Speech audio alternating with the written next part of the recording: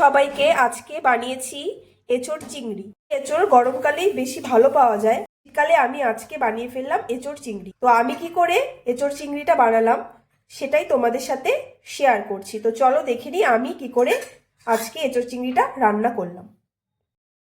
এখানে আমি এঁচোড়টাকে কেটে ধুয়ে ভালো করে তারপরে আমি এটা একটু গরম জলে লবণ আর হলুদ দিয়ে একটু ভাপিয়ে নিয়েছি। আর এখানে আলুটাকে আমি কেটে নিয়েছি। এখানে আমি একটা মশলার পেস্ট বানিয়ে নিব। তো আমি ফার্স্টে এখানে দিয়ে দিচ্ছি জিরে গুঁড়ো,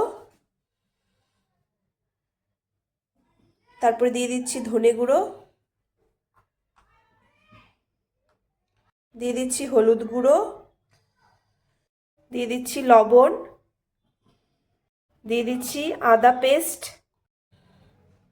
তারপরে দিয়ে দিচ্ছি লঙ্কা পেস্ট। এবার এই মশলাগুলোকে আমি একটু জল দিয়ে সব মিশিয়ে নেব। তো জলটা দিয়ে দিলাম। এবার সবগুলো মশলা আমি একসাথে ভালো করে মিশিয়ে নেব। পেঁয়াজটা কুচি করে কেটে নিয়েছি আর রসুনটাকেও কুচি করে কেটে নিয়েছি। আর এখানে চিংড়ি মাছটাকে আমি ধুয়ে নুন আর হলুদ দিয়ে মেখে রেখেছি। আর এই মশলার পেস্টটা তো তোমাদের দেখালাম। তো এখানে আমি ফার্স্টে কড়াটা বসিয়ে দিয়েছি। এবার আমি এর মধ্যে তেল দিয়ে আলুটা ভেজে নেব। তেল দিয়ে দিচ্ছি, আমি আলুটাকে দিয়ে দিচ্ছি।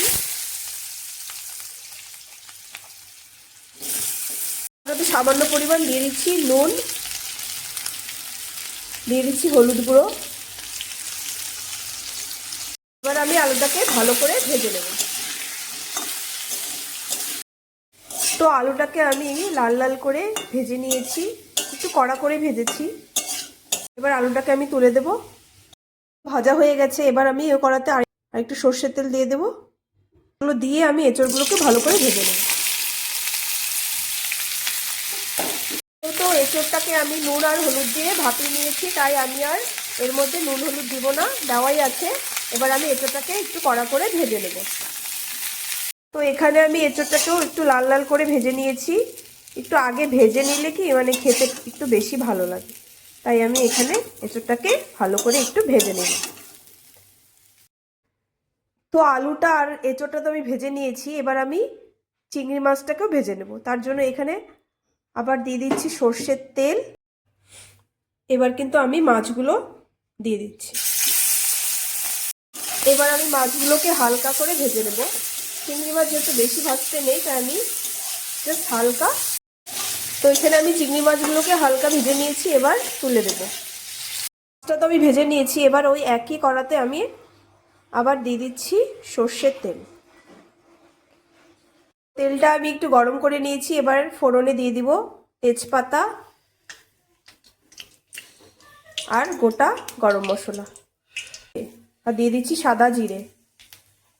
একটু লাল লাল হয়ে গেছে। এবার আমি এর মধ্যে দিয়ে দেবো রসুন কুচি।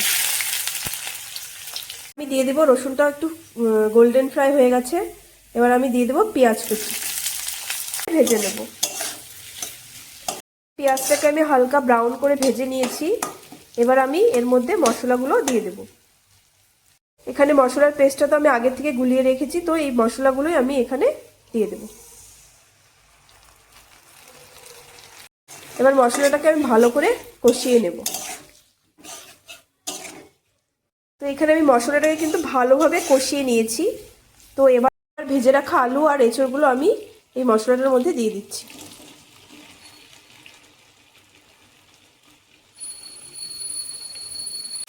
এবার আলুটা আর এঁচড়টাকে আমি মশলার সাথে ভালোভাবে কষিয়ে নেব। তো এঁচড়টাকে আমি ভালো করে কষিয়ে নিয়েছি। এবার আমি এর মধ্যে জল দিয়ে দেব। এবার আমি দিয়ে দিচ্ছি গরম জল। গরম জল দিলে কিন্তু তরকারির টেস্টটা একটু বেশি ভালো হয়। যতটুকুনি ঝোল রাখবে সেই পরিমাণে দিবে, যেহেতু এঁচড় চিংড়ি একটু মাখা মাখাই ভালো লাগে, তাই আমি অল্প করে দিয়ে দিচ্ছি। এটা আমি দিয়ে দিয়েছি। এবার ঝোলটার সাথে ভালো করে ফুটিয়ে নেব। তো ঝোলটা তো ফুটে গেছে। এবার আমি ভেজে রাখা চিংড়ি মাছগুলো দিয়ে দিচ্ছি। চিংড়ি মাছগুলো দিয়ে আমি এবার সব কিছু ভালো করে মিশিয়ে নেব। তো সব কিছু তো ভালো মতো ফুটে গিয়েছে, মাছ, এঁচড়। এবার আমি তো এখানে দিয়ে দিচ্ছি গরম মশলার গুঁড়ো। গরম মশলার গুঁড়োটাকে একটু ভালো করে মিশিয়ে নেব। এবার দিয়ে দিচ্ছি ঘি।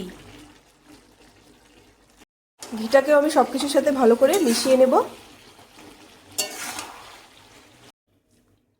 তো রান্নাটা তো কমপ্লিট হয়ে গেছে।